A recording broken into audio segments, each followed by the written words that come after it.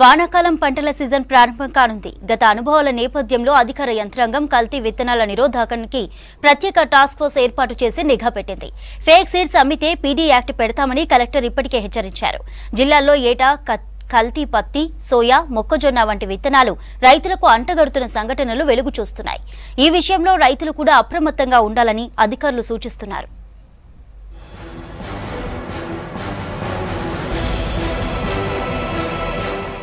ఉమ్మడి కరీంనగర్ జిల్లాలో ప్రధానంగా పత్తి, మొక్కజొన్న, సోయా, పసుపు, ఇతర ఆహార వాణిజ్య పంటలు సాగు చేస్తుంటారు. సరిపడా విత్తనాలను అందుబాటులో ఉంచుతామని సర్కార్ చెబుతూనే ఉంటుంది.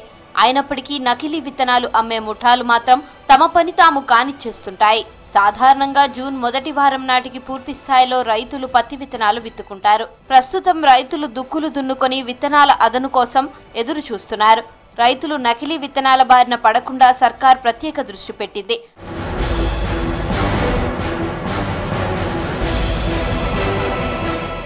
ఇప్పటికే జిల్లా స్థాయిలో టాస్క్ ఫోర్స్ టీంలను ఏర్పాటు చేసింది. ఈ టీంలో జిల్లా వ్యవసాయ శాఖ అధికారితో పాటు తెలంగాణ సీడ్ అధికారి, ఎస్బీకి సంబంధించిన పోలీస్ అధికారి, 2 ఏవోలు ఉంటారు. ఇప్పటికే కరీంనగర్ జిల్లా కలెక్టర్ పమేలా సత్పతి విత్తన డీలర్లతో పాటు వ్యవసాయ అధికారులతో సమావేశం నిర్వహించారు. కల్తీ విత్తనాలు విక్రయిస్తే కఠిన చర్యలు తప్పవని, అవసరమైతే పీడీ యాక్ట్ కూడా పెడతామని హెచ్చరించారు.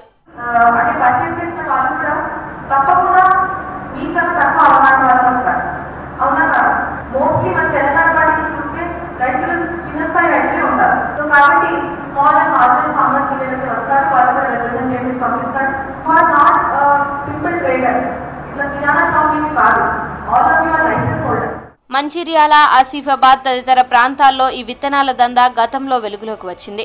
పలు కంపెనీలు దళారీ వ్యవస్థను ఏర్పాటు చేసుకుని BT3 విత్తనాలు పేరిట విక్రయాలు సాగిస్తున్నాయి. కర్నూలు, మహబూబ్ నగర్ కు చెందిన కొందరు వ్యక్తులు హైదరాబాద్లోని వనస్థలీపురం కేంద్రంగా విత్తనాలు తయారు చేసి వీటిని కరీంనగర్తో పాటు ఇతర జిల్లాలకు సరఫరా చేస్తున్నట్లు గుర్తించి గతంలో పట్టుకున్నారు. వీరిలో 4గురిపై పోలీసులు పీడీ యాక్ట్ కూడా నమోదు చేశారు. సాధారణంగా తమకు కల్తీ విత్తనాలు గుర్తించే నైపుణ్యం ఉండదు కాబట్టి అధికారులే సరైన చర్యలు తీసుకోవాలని రైతులు కోరుతున్నారు.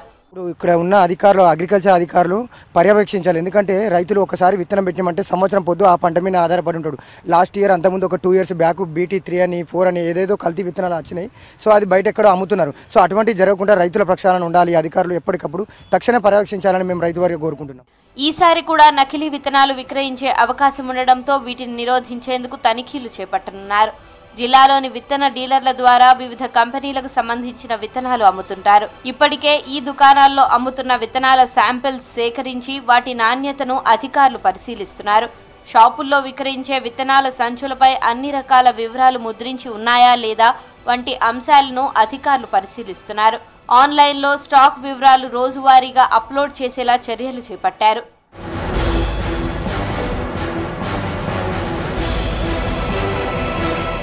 తెలంగాణలో రైతులు పెద్ద ఎత్తున పండించే వాణిజ్య పంట పత్తి. ఏళ్ల తరబడి పత్తి పంటతో నష్టపోతున్నా సులభంగా చేయదగిన సాగు కావడంతో ఏటేటా దీని విస్తీర్ణం పెరుగుతూనే ఉంది.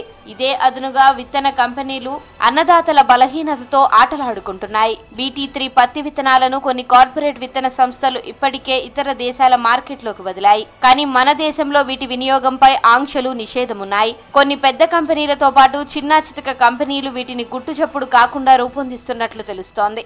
ఈ రకం విత్తనాలు వేస్తే కలుపు నివారణ మందుల ద్వారా తేలికగా కలుపు తీసేసుకోవచ్చని, కూలీ రేట్లు మిగులుతాయని రైతులు ఆశపడుతుంటారు. కానీ ఈ విత్తనాలపై నిషేధం ఉండడంతో పోలీసులు కూడా BT3 రకం అమ్మకాలపై నిఘా పెట్టారు. కరీంనగర్ ఉమ్మడి జిల్లా సరిహద్దు ప్రాంతాల చెక్ పోస్టుల వద్ద తనిఖీలు చేపట్టాలని నిర్ణయించారు. షాప్లకు పోతాడు, తీసుకొని వస్తాడు. కాకపోతే షాపు వాళ్ళు సుధా ఖచ్చితంగా అక్కడ పైన మంచి బ్రాండెడ్ కంపెనీ విత్తనాలు మాత్రమే తీసుకురావాలని అధికారులు చెప్తే మాత్రమే వాళ్ళు తీసుకొస్తారు. మాకేం తెలుస్తుంది అన్న, రైతులకు పోతాం ఏదో ఇస్తుండు ఉద్దరణ సద్దరు అని తీసుకొని వస్తాం. అటువంటి జరగకుండా అధికారులు చర్యలు తీసుకోవాలి. అటువంటి ఎందుకంటే భార్య పిల్లలు ఒక సంసారం మొత్తం దాని మీద ఆధారపడి ఉంటాయి. రైతులను నిర్లక్ష్యం చేయకండి. ప్రభుత్వాన్ని కూడా మేము వేడుకుంటున్నాము. ఇటువంటి ఎక్కడైనా జరిగితే తక్షణమే వారి మీద పీడీ యాక్ట్గా లోపడేసే ప్రయత్నం చేయండి.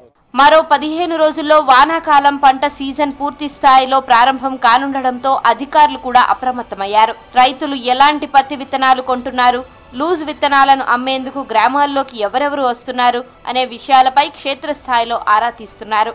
రైతులు కూడా విత్తనాల విషయంలో చాలా జాగ్రత్తగా ఉండాలని, కేవలం లైసెన్స్ ఉన్న డీలర్ల వద్దనే విత్తనాలు కొనాలని వ్యవసాయ శాఖ అధికారులు సూచిస్తున్నారు.